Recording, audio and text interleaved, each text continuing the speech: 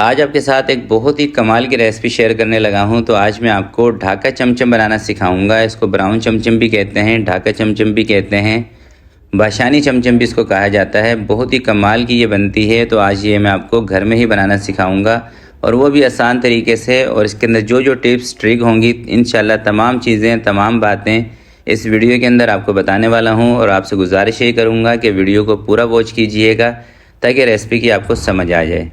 बिस्मिल्लाहिर्रहमानिर्रहीम। तो सबसे पहले हमें चाहिए होगा गाय का दूध 2 लीटर। ठीक है, याद रखिएगा इसके अंदर काऊ मिल्क हमें चाहिए होगा। भैंस के दूध की ढाका चमचम, भाषानी चमचम, जो भी आप इसको नाम देते हैं, ये इतनी अच्छी नहीं बनती जितनी काऊ मिल्क से बनती है, यानी कि गाय के दूध से। और दूध हमने लिया है डेयरी वाला। और अगर आप पाकिस्तान से बाहर हैं, वहाँ पर आप गाय का दूध आपको मिलता है तो आपने लेना है फुल क्रीम या डबल क्रीम। ठीक है, क्योंकि पैकेट वाला या जो बोतल वाला दूध होता है ना, उसके अंदर से क्रीम निकाल ली जाती है और उसका जो पनीर है ना फिर इतना अच्छा नहीं बनता। और जब पनीर अच्छा नहीं बनेगा तो फिर आपकी ये जो ढाका चमचम है, बशानी चमचम है, ये अच्छी नहीं बनेगी।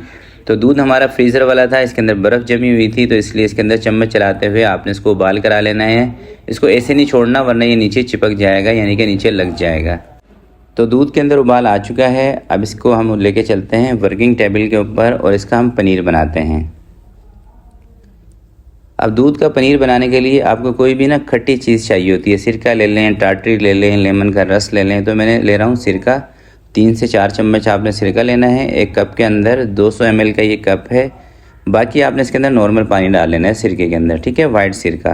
अब ये पानी यानी कि खट्टा पानी थोड़ा थोड़ा करके आपने दूध के अंदर ऐड करना है। जितने पानी से दूध फट जाए सिर्फ उतना ही पानी आपने इसमें इस्तेमाल करना है। ये नहीं कि पूरा कप भर के आप सिरके का डाल दें या सिरके वाला पानी पूरा कप डाल दें, ऐसा नहीं करना। थोड़ा सा पानी शुरू में डालना है। अगर दूध ना फटे तो थोड़ा सा पानी आपने इसमें और डाल देना है। तो ये देखें, आधा पानी डालने से दूध हमारा नहीं फटा है। तो बाकी जो पानी बचा हुआ वो भी हम इसके अंदर डाल देते हैं। अब आपने इसके अंदर चम्मच ना बिल्कुल हल्के हल्के हाथों से चलाना है। ठीक है, हल्के हल्के हाथों से चम्मच चलाएंगे तो इसके जो दाने बनेंगे ना, ये मोटे मोटे बनेंगे, बारीक नहीं होगा। अगर आप बिल्कुल ज़ोर ज़ोर से इसमें चम्मच चलाएंगे स्पीड से तो इसके जो दाने होंगे ये बिल्कुल बारीक हो जाएंगे, फिर उससे पनीर सही नहीं बनेगा। और जब दूध फट जाएगा आपने इसके अंदर तकरीबन आधा लीटर पानी ऐड कर देना है, नॉर्मल पानी। ठीक है, ना ठंडा हो ना गर्म हो। पानी इसके अंदर इसलिए ऐड करते हैं एक तो पनीर धुल भी जाए और दूसरा इसका जो टेम्परेचर है वो कम हो जाए। अब आपने क्या करना है कि इसके अंदर से जो ये गर्म पानी है ना, ये इसके अंदर से निकाल देना है, यानी कि पनीर इसके अंदर छोड़ देना है, पानी निकाल देना है इसके अंदर से। ये मलमल का मैंने कपड़ा ले लिया है, एक स्ट्रेनर के ऊपर इसको रखा हुआ है, नीचे खाली हमने बर्तन रखा हुआ है जिसके अंदर पानी चला जाए। और ये पानी आप ज़ाया ना करें। अगर आपको कड़ी बनानी हो तो थोड़ी सी दही लें और बाकी ये वाला जो पानी है ना दूध के अंदर से जो निकला है फटे हुए दूध में से, इस पानी को लेके आप कड़ी बनाएंगे, ज़बरदस्त कड़ी बनेगी। बस इसके अंदर आपने दही शामिल करनी है, 1 कप खट्टी दही। अब ये पनीर जो मैंने निकाला था ना कपड़े के अंदर, उठा के हम दोबारा से इसके अंदर डाल रहे हैं। थोड़ा सा अभी हमने ना इस पनीर को और धोना है। तो अब आपने इसका जो टेम्परेचर है ये इतना रखना है कि आपकी जो फिंगर है ना ये इसको टेम्परेचर को बर्दाश्त कर सके, यानी कि इतना पानी आपने इसके अंदर डालना है। ठीक है, इस तरह से आप इसको चेक भी कर लें।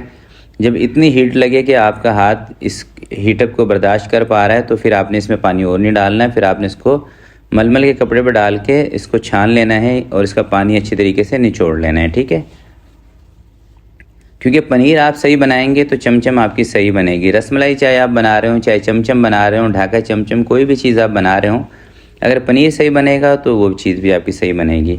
तो पानी आपने इसका अच्छे तरीके से निचोड़ लेना है। सही है, पानी नहीं इसके अंदर नहीं होना चाहिए। और 2 लीटर अगर आप गाय का दूध लेते हैं तो इसके अंदर से पनीर बनता है तकरीबन 300 ग्राम। 300 ग्राम की जो चमचम तैयार होगी ना, ये तकरीबन 1.25 किलो के करीब तैयार हो जाएगी, 1 किलो से 1.25 किलो के दरमियान। तो पनीर हमारा बन गया है। और आप में से कुछ लोग ये कमेंट करेंगे कि शेफ़ इतनी मेहनत करने से बेहतर है हम बाज़ार से लेके खा लें। तो देखें भाई, ये चीज़ें जब आप घर में ये चीज़ें बनाते हैं तो ये कोई बचत के लिए नहीं बना रहे होते, ये सिर्फ इंसान का एक शौक़ होता है। तो शौक़ को पूरा करने के लिए इस तरह की चीज़ें बंदा घर में बनाता है, अपनी फैमिली के साथ इस तरह की चीज़ें बना के उनको बंदा खिला सकता है। तो पनीर को थोड़ा सा ठंडा करना है आपने। 10 से 15 मिनट तक पनीर को मैंने फ़ैन के नीचे रखा था, ठंडा हो गया है। अब आपने इसके अंदर 1 चम्मच मैदा, आधा चम्मच सूजी ऐड कर देनी है और 2 चुटकी आपने इसके अंदर बेकिंग पाउडर शामिल करना है। ठीक है, बेकिंग सोडा नहीं, बेकिंग पाउडर। तमाम चीज़ों को अच्छे तरीके से आपने इसमें मिक्स कर लेना है।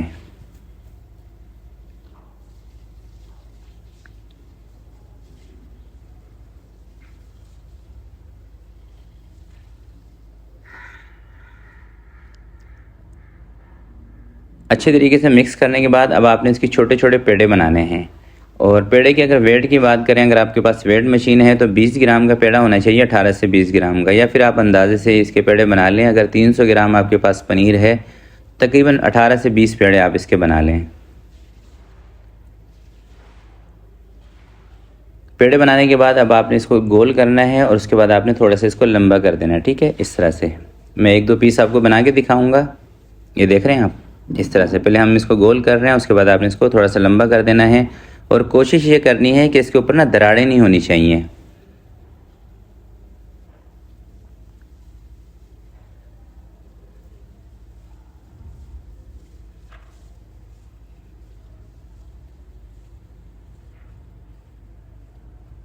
इस तरह से तो तमाम पीसीस को एक दफ़ा बना लेते हैं।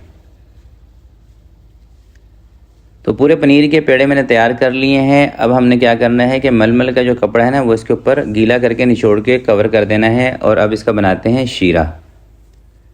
शीरा बनाने के लिए सबसे पहले आपने एक बर्तन के अंदर ना 1 कप चीनी डाल देनी है। इसका शीरा थोड़ा सा मुख्तलिफ हम बनाएंगे, यानी कि रेड शीरा इसका हमने बनाना है, लाल शीरा। वाइट शीरे के अंदर ये ढाका चमचम नहीं बनती। जो बाज़ार में जो बेकरियों के अंदर बनाई जाती है, वो जो सुर्ख शीरा होता है ना गुलाब जामुन वगैरह का, उसके साथ इसको बनाते हैं। तो घर में हमारे पास गुलाब जामुन का शीरा तो रखा नहीं है, तो हमने जो नॉर्मल चीनी है उसी को हमने सुर्ख करना है। तो उसका तरीका ये है कि आप 1 कप चीनी लें और इसको आप सिर्फ मेल्ट होने दें, पानी शानी कुछ नहीं डालना है इसके अंदर, ठीक है।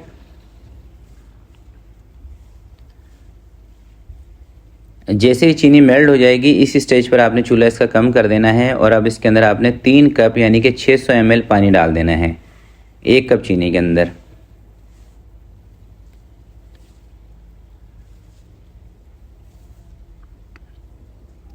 तीन कप पानी डालने के बाद आपने इसके अंदर 1 कप चीनी और डालनी है, ठीक है।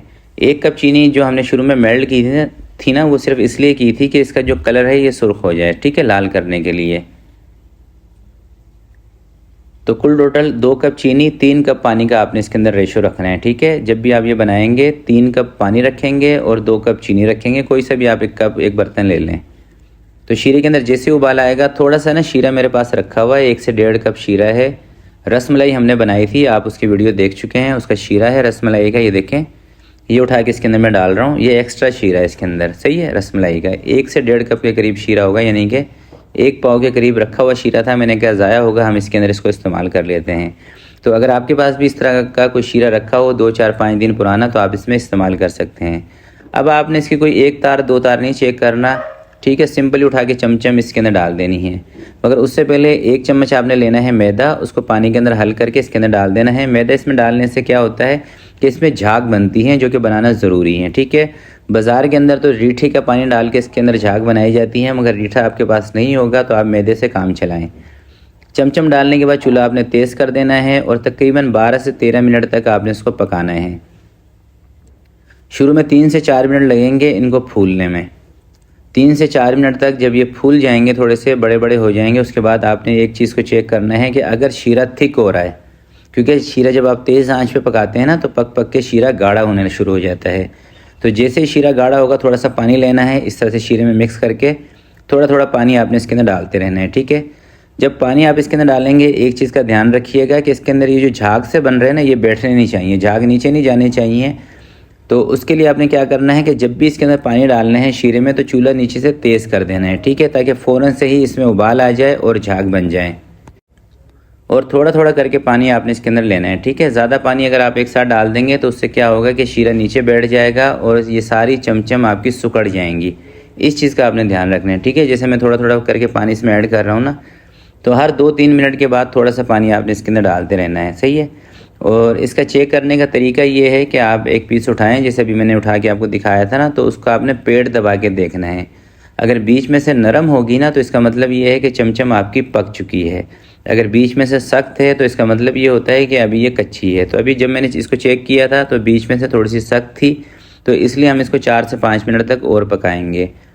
और कुल टोटल इसके टाइम की बात करें तो जैसे मैंने शुरू में बताया था, 12 से 13 मिनट या 14 मिनट तक आपने इसको शीरे में पकाना है। इतने टाइम में पक जाती है चमचम। और साथ आपने क्या करना है, बराबर वाले चूल्हे पे थोड़ी सी देर पहले, यानी कि 10 मिनट के बाद थोड़ा सा पानी रखना है गरम। जब चमचम को पकते हुए 10 मिनट हो जाएं, तो उसके बाद आपने थोड़ा सा गर्म पानी रखना है और गर्म पानी एक बर्तन के अंदर निकाल के आपने इसको गर्म पानी में डालना है। इसकी पकने की एक ये भी निशानी होती है कि जब आप इसको पानी के अंदर डालेंगे ना, तो अगर ये पक चुकी होगी तो फ़ौरन से ही पानी में नीचे चली जाएगी।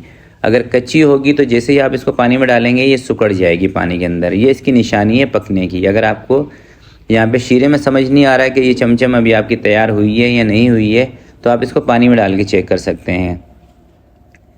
तो थोड़ा सा मैंने शीरा भी डाल दिया है पानी के अंदर।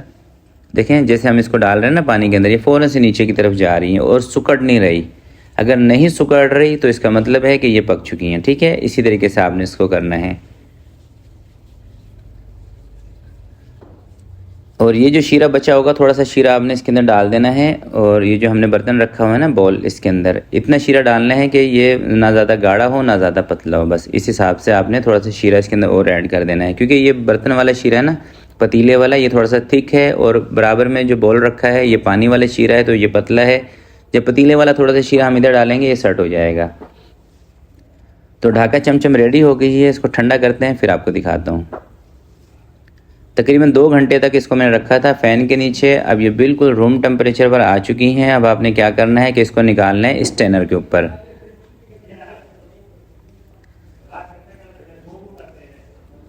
स्ट्रेनर पे निकालने के बाद इसके ऊपर ना या तो आप मिल्क पाउडर लगा दें या फिर आप कोकोनट का पाउडर लगा दें। 2 चीज़ें हैं जो इसके ऊपर लगाई जाती हैं। मैं इसके ऊपर लगा रहा हूँ कोकोनट पाउडर। 1 पीस उठाएं, इस तरह से इसके ऊपर कोकोनट पाउडर लगाएं और आपने इसको ठंडा करके सर्व करना है। ठीक है, इस तरह से इसके ऊपर कोकोनट पाउडर लगा के 10 से 15 मिनट तक आप इसको फ्रिज में रखेंगे। उसके बाद आप इसको सर्व करेंगे। यकीन करें इतनी मज़ेदार ये चमचम बनती है कि इंशाल्लाह आपका दिल ज़रूर खुश होगा ये बनाने के बाद। बस इसके अंदर जो टिप है वो यही है कि आपने इस वीडियो को फॉलो करना है। जो जो चीज़ें मैंने बताई हैं, कोशिश मैंने ये की है कि छोटी से छोटी चीज़ आपको बताऊं और आसान अल्फाज में, सिंपल अल्फाज में आपको बताने की कोशिश की है। तो एक पीस मैं आपको तोड़ के दिखा रहा हूँ।